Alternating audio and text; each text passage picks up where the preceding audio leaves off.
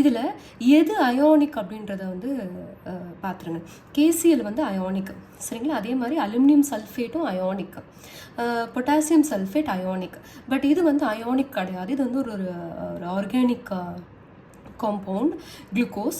So வந்து இதோட ஐ வந்து எப்போவுமே ஆல்வேஸ் 1 தான், சரிங்களா? மற்றது அயோனிக் காம்பவுண்ட்ஸாக இருந்துச்சுன்னா மட்டும்தான் நீங்கள் வந்து எவ்வளோ அதை வந்து அதாவது அக்வஸ் சொல்யூஷன்லையோ இல்லை வந்து வாட்டர்லேயோ எவ்வளோ நம்பர் ஆஃப் அயான்ஸாக எவ்வளோ டிஃப்ரெண்ட் நம்பர் ஆஃப் அயான்ஸாக ஸ்ப்ளிட் ஆகும் அப்படிங்கிறத நீங்கள் செக் பண்ணணும், சரிங்களா? கேசிஎல் எடுத்துப்போம், கே ப்ளஸ் சிஎல் மைனஸாக அது ஸ்ப்ளிட் ஆகும். ஸோ அப்படி ஸ்ப்ளிட் ஆகும்போது அதோட டோட்டல் கவுண்ட் பார்த்தீங்க அப்படின்னா 2 டிஃப்ரெண்ட் அயான்ஸ் இருக்கு இல்லையா சொல்யூஷனில். ஸோ ஐவோட வேல்யூ வந்து 2, சரிங்களா? இதுக்கு வந்து ஐ ஆல்வேஸ் 1ன்னு சொல்லியிருக்கேன். ஸோ 1. இங்கே பார்த்தீங்க அப்படின்னா Al2SO4 3 இது வந்து பாலிஅட்டாமிக் அயான். ஸோ பாலிஅட்டாமிக் அயானாக தான் இது வந்து ஸ்ப்ளிட் ஆகும், சரிங்களா? அப்போ 2Al+3, ஏன்னா இங்கே 3 இருக்குது பாருங்கள், வெளியில் 3 இருக்குது. நான் சொல்லியிருக்கேன் ஸ்ட்ரெயிட்டாக இருந்துச்சு அப்படின்னா இப்போ Al இருக்குது, சல்ஃபேட் அயான் இருக்குது, சரிங்களா? Al கீழே என்ன இருக்குது, 2 இருக்குது, சல்ஃபேட்டுக்கு கீழே என்ன இருக்குது, 3 இருக்குது. ஸோ ஸ்ட்ரெயிட்டாக பார்த்தீங்கன்னா கோஎஃபிஷியன்ட், சரிங்களா? அதனால அலுமினியம்க்கு முன்னாடி 2 போட்டிருக்கேன். பட் க்ராஸாக பார்த்தீங்க அப்படின்னா அதான் சார்ஜ். ஸோ Al+3, சரிங்களா? சல்ஃபேட்டுக்கு வந்து சார்ஜ் 2-. எப்படி சொல்கிறோம்? க்ராஸாக நீங்கள் பார்த்தீங்க அப்படின்னா அது வந்து சார்ஜில் வந்துடும். ஸ்ட்ரெயிட்டாக பார்த்தீங்கன்னா அது கோஎஃபிஷியன்ட்.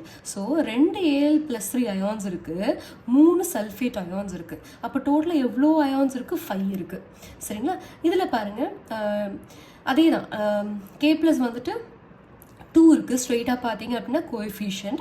க்ராஸாக எடுங்களேன், க்ராஸாக எடுத்துட்டிங்க அப்படின்னா உங்களுக்கு வந்து என்னவாக இருக்கும் அப்படின்னா இங்கே 1 இருக்குது, சரிங்களா? சல்ஃபேட் 4ன்னு எடுத்துக்காதீங்க, சல்ஃபேட் அயோனாக தான் பிரியும் சொல்லியிருக்கேன். ஸோ 1 க்ராஸாக பார்த்தீங்கன்னா அதனால +1 சார்ஜ். ஸோ இங்கே 2 இருக்குது. ஸோ க்ராஸாக பார்த்தீங்க அப்படின்னா சல்ஃபேட் 2- அயோன், சரிங்களா? இது ஒரு ட்ரிக்கு நீங்கள் கண்டுபிடிக்கிறதுக்கு. ஸோ டோட்டலாக கோஎஃபிஷியன்ஸை ஆட் பண்ணுங்கள், சார்ஜ் ஆட் பண்ணக்கூடாது, கோஎஃபிஷியன்ஸ் ஆட் பண்ணும். ஆட் பண்ணிங்க அப்படின்னா 3 வரும், சரிங்களா? ஸோ 3 அயான்ஸ் இருக்குது. இப்போ என்ன கேட்டிருக்காங்க அப்படின்னா which one will exhibit the largest freezing point depression? largest freezing point depression அப்படின்னா higher value. ஸோ இங்கே வந்து 0.10 அப்படிங்கிறது சேம், ஏன்னா எல்லாத்தோட கான்சன்ட்ரேஷனுமே இதுதான், சரிங்களா? ஐ மட்டும்தான் வேரி ஆகுது, கரெக்டுங்களா? இங்கே 2, 1, 5, 3 அப்படின்னு சொல்லிட்டு ஐ மட்டும்தான் வேரி ஆகுது.